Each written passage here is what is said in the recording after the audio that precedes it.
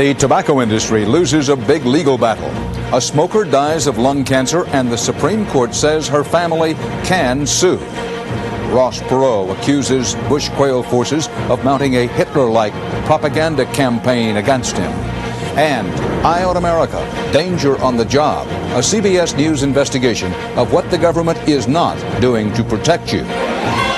This is the CBS Evening News.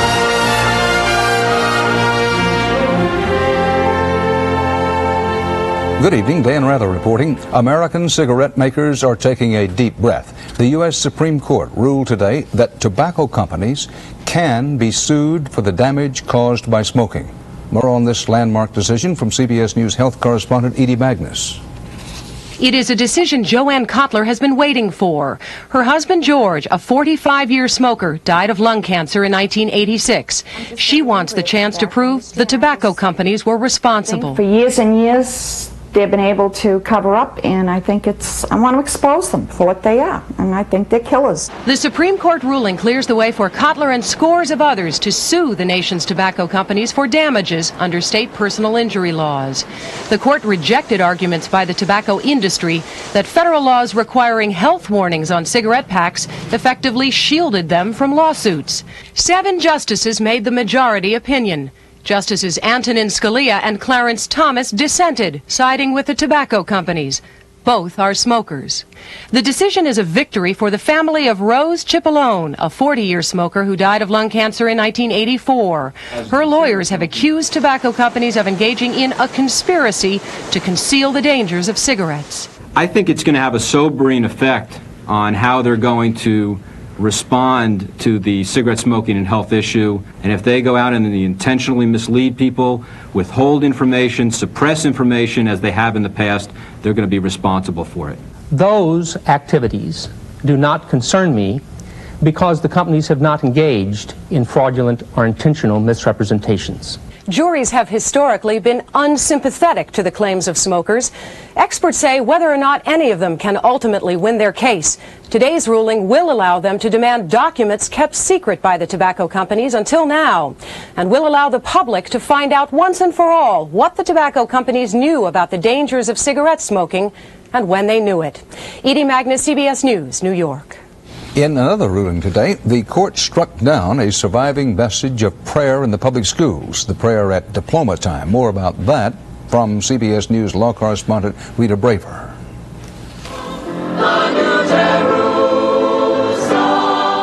Blessed are you, source of all. Even though classroom prayer has long been banned, prayers at public school graduations have endured. Heavenly Father. Not anymore. Today, the Supreme Court said graduation prayers violate the separation between church and state. It was good news to Deborah Wiseman and her family. They brought the case after her Providence, Rhode Island middle school insisted on including a prayer at graduation. We give thanks to you, O Lord. Basically, I don't have to just sit by and let people who are above me or whatever take over, and that I have rights and I can protect them. The school board said it was not trying to violate religious rights. I don't see that an invocation and benediction is necessarily invoking religion. But by 5-4, the Supreme Court struck down graduation prayer. Justice Anthony Kennedy saying it forced students to participate in religion. The government must be particularly careful not to give the impression to those school children that they are either promoting religion or against religion. The dissenters, led by Justice Antonin Scalia, accused the court of using a bulldozer to lay waste a precious American tradition. We seem to be on a crusade to keep any vestige of religion out of the public schools, and I think that is tragic. It was also a big loss for the Bush administration, which hoped to use this case to open the door to more religion in public schools and other government-sponsored activities. But instead, there will be even less public prayer. Rita Braver, CBS News at the Supreme Court. News about abortion. President Bush has won his latest veto battle with Congress. His ban on spending federal money for fatal tissue research will stand. The House failed today to override the president's veto of a bill that would have lifted that ban. The Bush Quayle re-election drive's negative campaign attacks against Ross Perot have finally gotten a response. After a week of attacks on his character, Perot called a news conference today to fire back. Eric Ingberg was there. Ross Perot, confronted by the first firestorm of his campaign, charges that he's resorted to digging up dirt on various enemies over the years, today bitterly denounced the Bush White House for what he charged was a massive smear campaign. There has been a 90-day effort to redefine my personality by a group called Opposition Research and Republican Party. They're generally known as the Dirty Tricks crowd. Perot's effort to make dirty tricks an issue and answer questions about his past investigative activities follows several days of politically damaging stories in the news media, stories that are fueling a so-called weirdness issue about the Texas millionaire. The Bush White House, increasingly nervous over Perot's strong poll showings, has dropped plans to ignore him and gone to personal attacks. Imagine Ross Perot having the IRS, the FBI, and the CIA under his control. Who would be investigated next? Faced with this new assault on the talk show circuit, Perot fired back in kind. Hitler's propaganda chief would be proud of what we're about to see. As the mud fight escalated, the White House today called Perot a paranoid. This was after the president suggested that Perot was wrong to collect information on two of the Bush sons. Perot today released a 5-year-old thank you note in which Mr. Bush says he was touched by Perot's interest in the sons. And Perot says his decision to hire lawyers to look into a tax break some former Bush associates had gotten by giving ranch land to the government was innocent.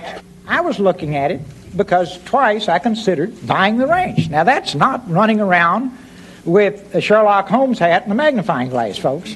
Perot said his investigations of employees have been rare and only when money was missing. He admitted gathering information about a top Defense Department official, but said he did nothing with it but tell the FBI. He denied ever probing his own children, but once hired a detective to help one of them find a missing watch. With the charges now flying like spears, Perot tossed a new one today. Republican gumshoes, he said, have descended on Texas courthouses, demanding to see his late mother's will. Eric Ingberg, CBS News, Washington. Now, coming up later on the CBS Evening News, more of our week-long in-depth look at Ross Perot. Tonight, where Perot stands on the issues. And will Congress pull the emergency brake on the national rail strike?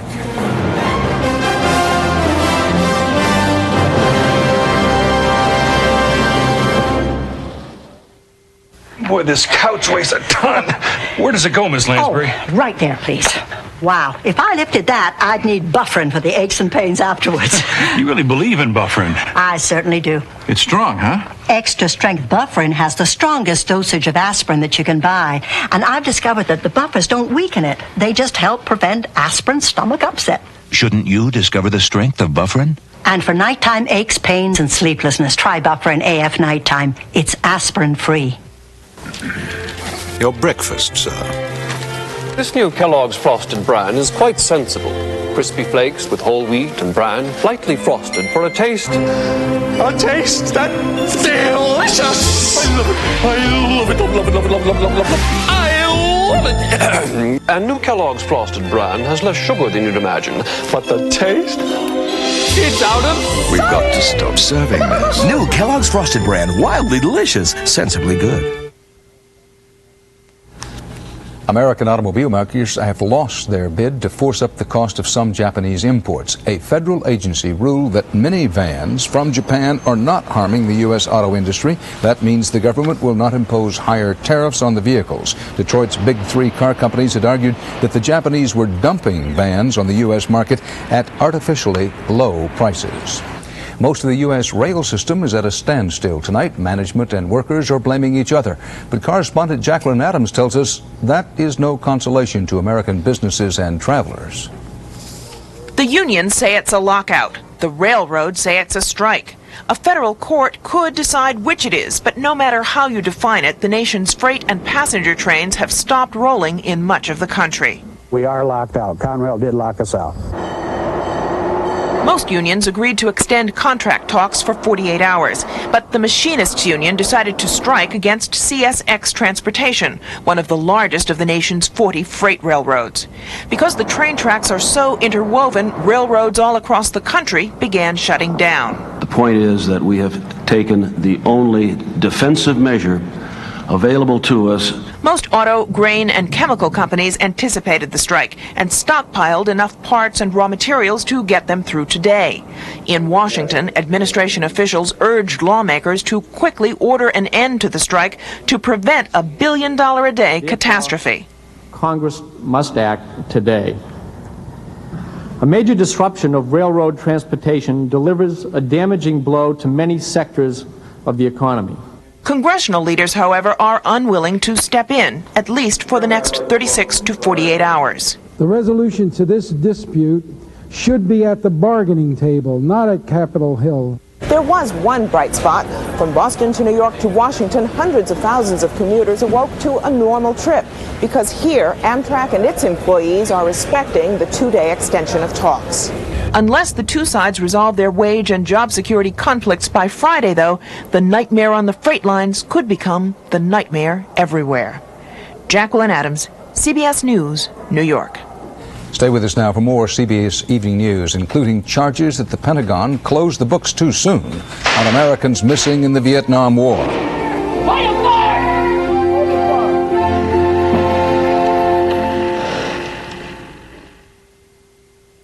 Everybody needs some money sometime. Only Western Union can get money to over 16,000 locations in minutes. Nobody else even comes close. Western Union, the fastest way to send money. It could start in your office, in your home, over lunch. But now, wherever heartburn starts, this is where it ends. Introducing new Maalox Heartburn Relief Formula. No ordinary antacid works like this one to put out heartburn. Most people think paint is paint. Is paint. But then again, most people aren't professional painters.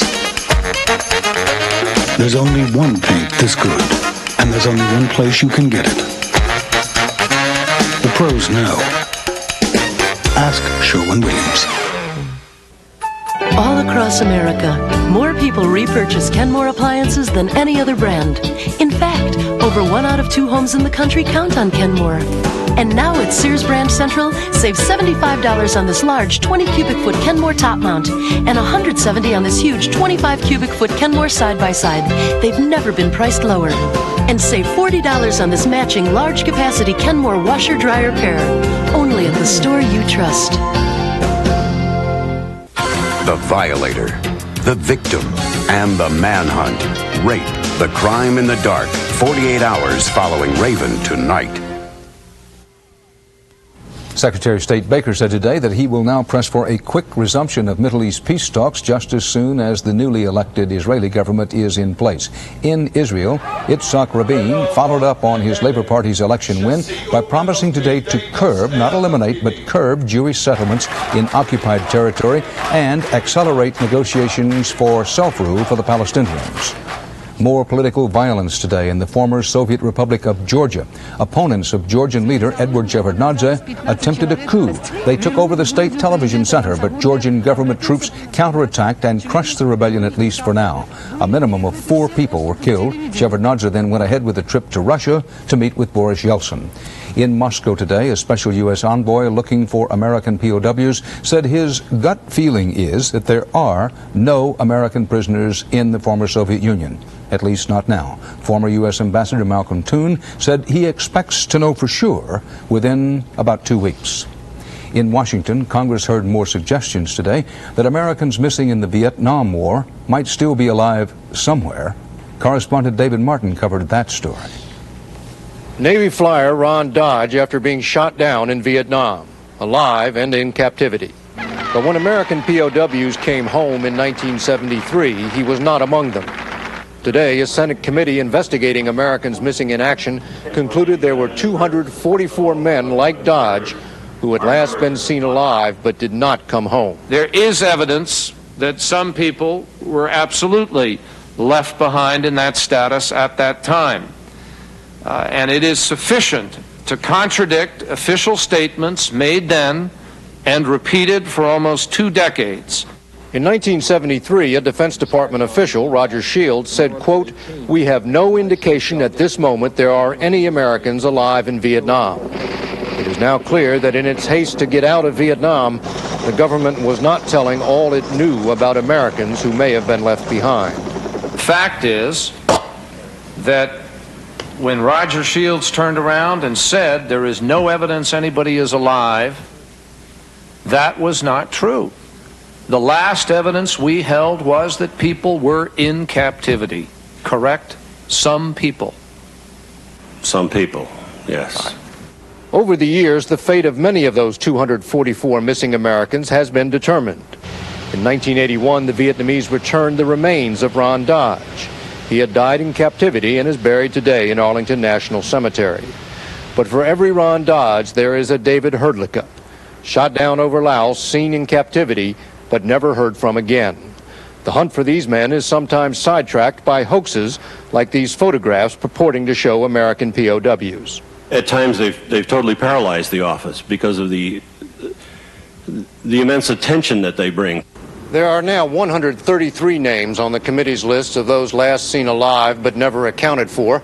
And as Senator Kerry pointed out, behind every one of those names is a family and a memory. David Martin, CBS News, The Pentagon.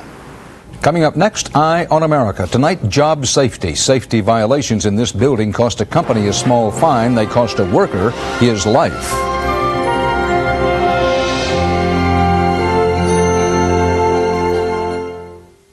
The formula was developed by a surgeon. Now, from the makers of Preparation H, new soothing alcohol-free cleansing tissues. They clean and refresh after hemorrhoid attacks. New cleansing tissues. From the makers of doctor-recommended Preparation H. At the first tickly itch of athlete's foot, Desonex. Killing those grungy fungi before they get cracking and burning. Go get that can now, or else don't blame Desonex.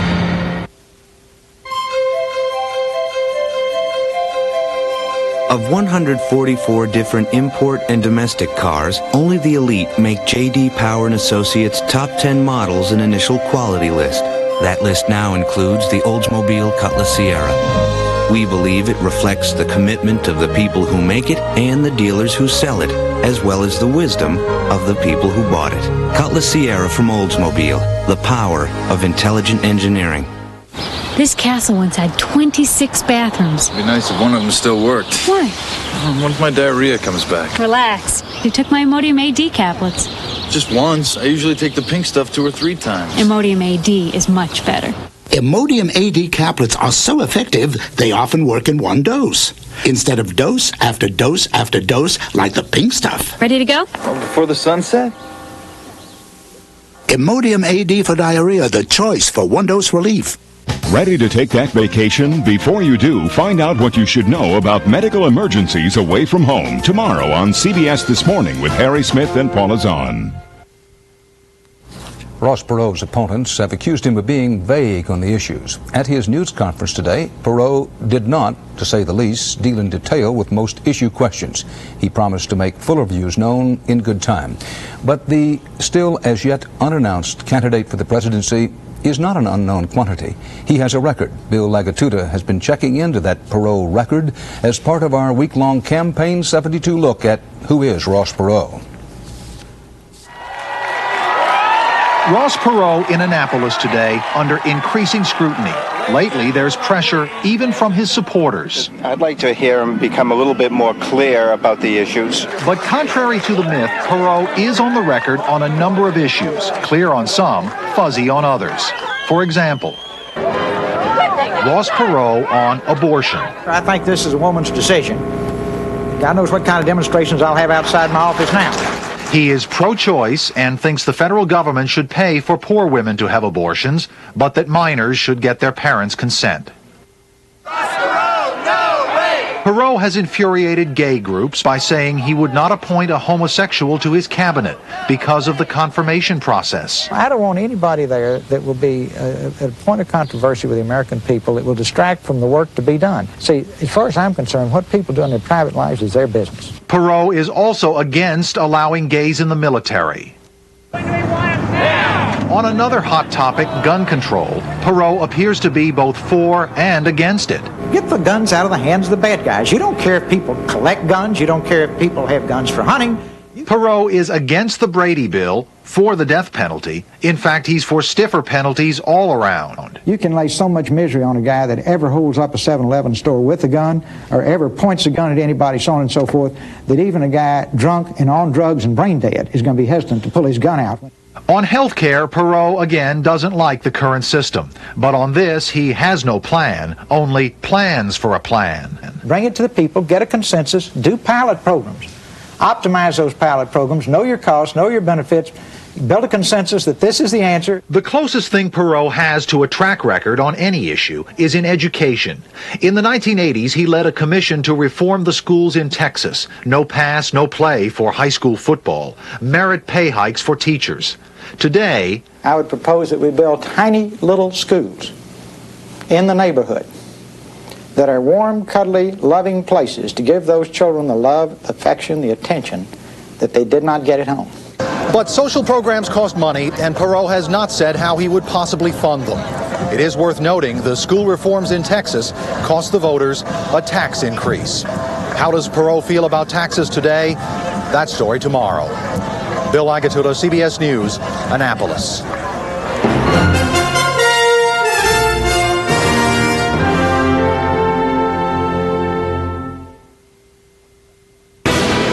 When Batman's arch enemy, the Penguin, reserves a room at any choice hotel, like Quality, Comfort, Clarion and Sleep, or Econolodge, Roadway and Friendship, he doesn't get to stay free.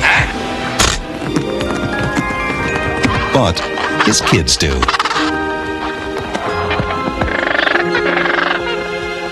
Kids 18 and under stay free at any of the 7 brands in the Choice Hotels family. Call 1-800-4CHOICE today. 5-day week, 8-hour day, paid sick leave, higher wages, health insurance, overtime pay, pensions, safer working conditions, paid holidays, job security, paid vacations, maternity leave. The proceeding has been brought to you by the men and women of the unions of the AFL-CIO who won these benefits at the bargaining table and set the standard for all working Americans. I usually eat Kellogg's Raisin Bran. This is total Raisin Bran. I see no reason to change. It's delicious. Oh my goodness. Total Raisin Bran has lots of 100% of a lot of vitamins and minerals. A lot of them. And Kellogg's only has one. Boy, that's a big difference. This Total is a big, Raisin Bran. I'm really The surprised. Raisin Bran with the total difference. I would buy Total Raisin Bran even without a coupon. And even without a toy in the box.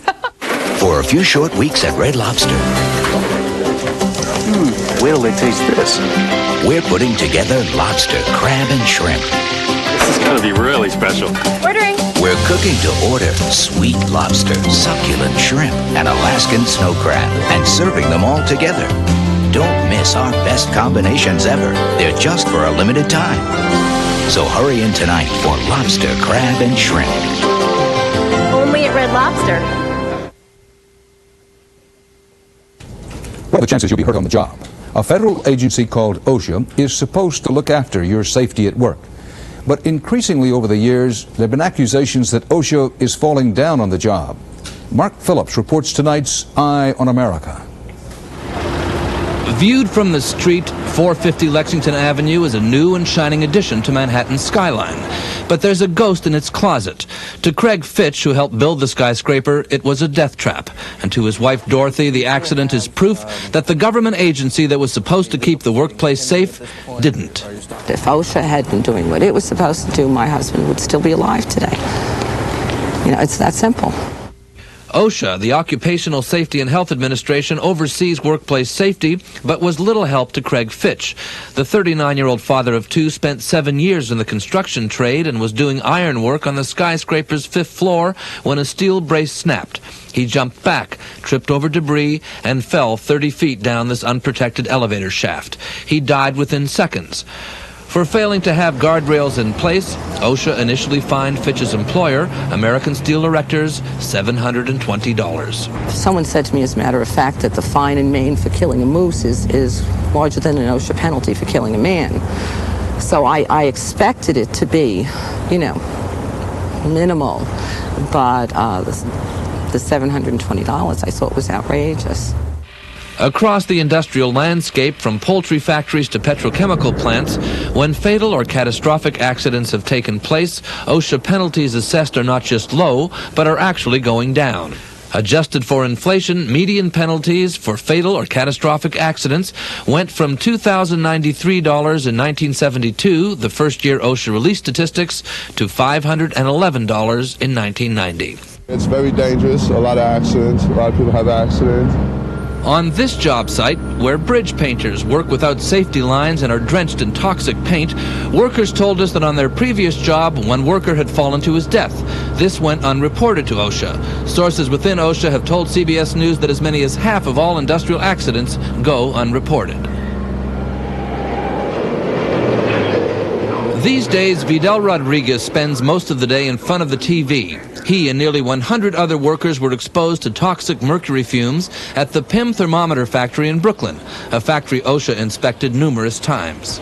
He's totally disabled. He's been diagnosed as brain damaged. They went in there, slapped him on the wrist, gave him a few fines, gave him some citations, and kept on giving them extensions of time. All the while, the workers were being essentially permanently damaged and injured, and OSHA wasn't protecting them, and that's what the agency was set up to do.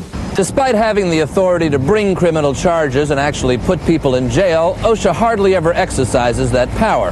In fact, the number of people jailed by OSHA in its more than 20 years of existence, just one. And its fines have traditionally been so low they become merely part of the cost of doing business. That's an attitude OSHA's current head says she's trying to change. The Secretary of Labor, Lynn Martin, I think the President and myself feel very strongly about strong enforcement activities in those areas where you have serious violators of OSHA standards. I was told that if there had been a net or guardrails, my husband would still be alive. Not satisfied with the higher penalty OSHA ultimately leveled in her husband's case, Dorothy Fitch went to Congress. A House Justice Subcommittee now wants a special inquiry into OSHA's investigation of Craig Fitch's death. It is recommending that OSHA be able to charge employers with workplace offenses that carry prison terms up to 20 years. Wouldn't the threat of criminal sanctions make the job of compliance easier? Dorothy Fitch is listening carefully in the hope that her husband's death can save other lives and that OSHA's penalties in the future result in more than a slap on the wrist.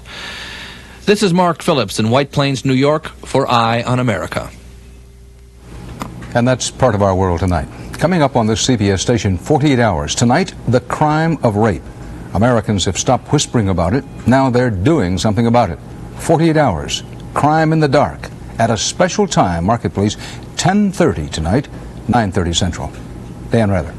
I'll see you again soon on 48 Hours.